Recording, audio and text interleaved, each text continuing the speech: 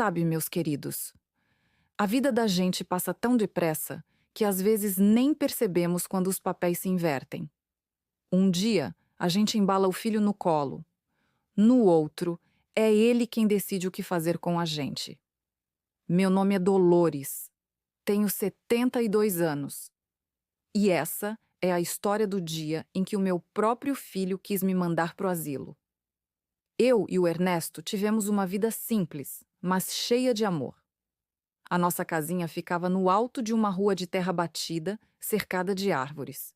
Quando chovia, o cheiro de barro molhado se misturava com o café fresco que eu fazia todo dia. Era uma vida dura, mas bonita. O tipo de vida que a gente sente falta quando percebe que o tempo passou depressa demais. O Pedro nasceu num domingo de sol. Pequenino, franzino, mas com um choro forte.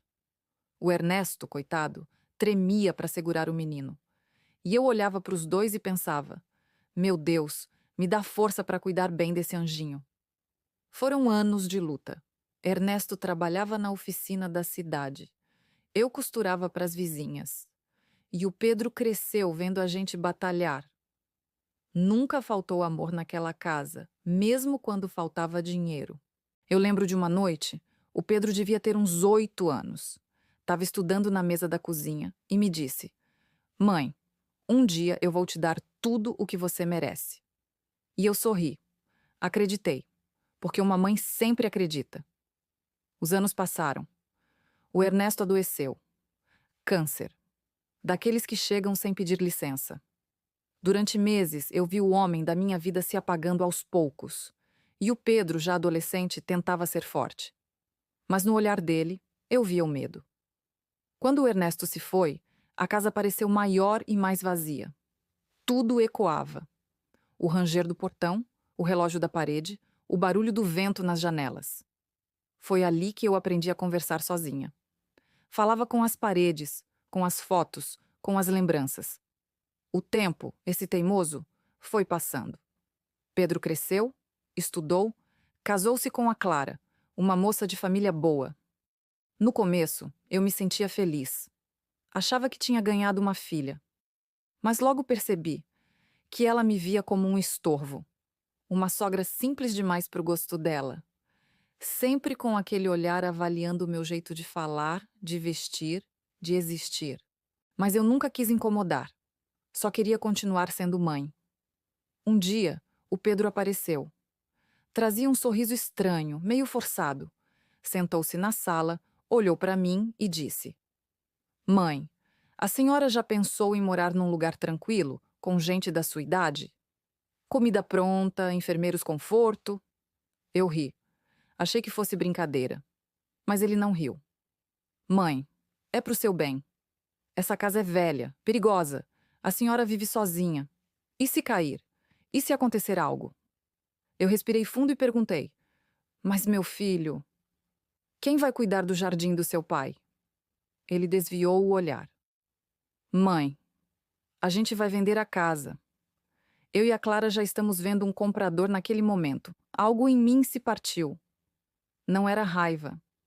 Era um tipo de dor que só uma mãe conhece. A dor de ser considerada um peso. A dor de perceber que o amor se transformou em obrigação. Mas eu fiquei quieta. Apenas disse: Está certo, meu filho.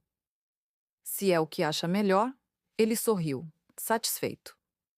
E naquele instante, eu comecei a planejar algo. Nos dias seguintes, fui até o cartório. Com a ajuda do meu vizinho, o seu Augusto, transferi a escritura da casa para o nome da Dona Rita, minha amiga de infância. Mulher simples, de coração enorme. A mesma que me levava sopa quando o Ernesto ficou doente. Ela recusou no começo, claro, mas eu insisti. Rita, essa casa não é mais minha. É do amor que a gente viveu aqui. Quero que fique com alguém que entenda o valor dela. No domingo seguinte, o Pedro voltou. Trouxe 2 corretores. Andavam pela casa como quem mede um terreno, não um lar. Falavam de preço, de pintura, de reforma. E eu só observava. Quando perguntaram pelos documentos, o Pedro respondeu: "Tá tudo no nome da minha mãe. Ela vai assinar." Foi então que olhei para ele e disse calmamente: "Não posso assinar nada, meu filho. A casa já não é mais minha." O silêncio pesou. O rosto dele ficou vermelho. "Como assim, mãe? O que a senhora fez?" E eu respondi: "Deixei a casa para quem sempre me cuidou com amor, não por interesse." Ele gritou. Disse palavras que ainda ecoam dentro de mim. Palavras que uma mãe nunca imagina ouvir. A esposa dele saiu da casa furiosa, dizendo que eu tinha arruinado o futuro deles.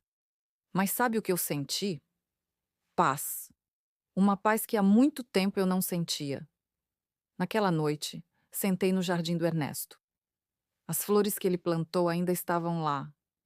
Toquei na terra úmida e fechei os olhos. Não por ter vencido, mas por ter encontrado coragem para me defender. Os dias seguintes foram silenciosos. O telefone não tocava.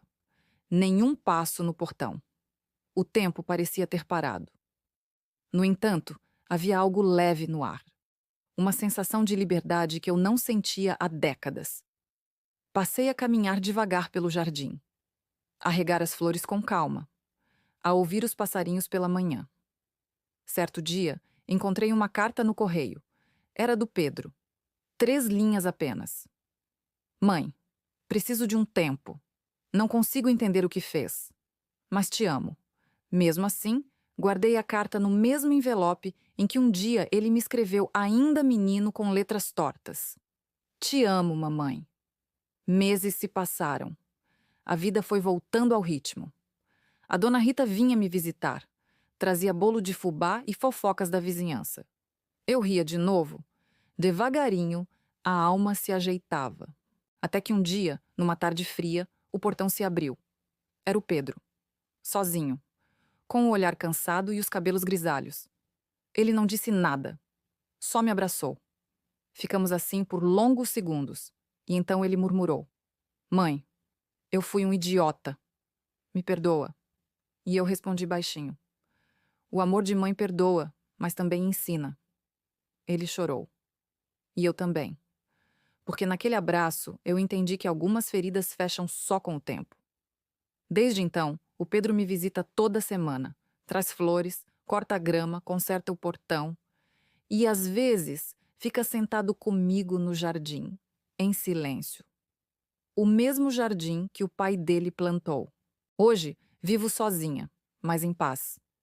A dona Rita nunca quis tomar posse da casa. Diz que o lar é meu enquanto eu viver.